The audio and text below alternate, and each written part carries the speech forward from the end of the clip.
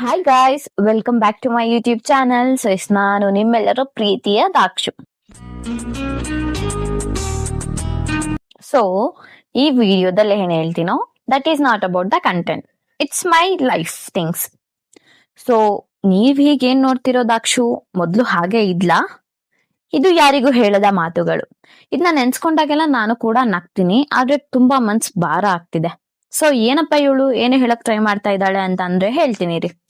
ನಿಮ್ಗೂ ಈ ರೀತಿ ಎಲ್ಲ ಅನ್ಸಿದ್ಯಾ? ಬೇಗ ಅಟ್ಯಾಚ್ ಆಗ್ತೀರಾ? ಅವ್ರು ಚೇಂಜ್ ಆದ್ರೂ ನೀವ್ ಚೇಂಜ್ ಆಗ್ತಾ ಇಲ್ವಾ? ಸೊ ಮೊದ್ಲು ಕೂಡ ನಾನು ಹಂಗೆ ಇದ್ದೆ.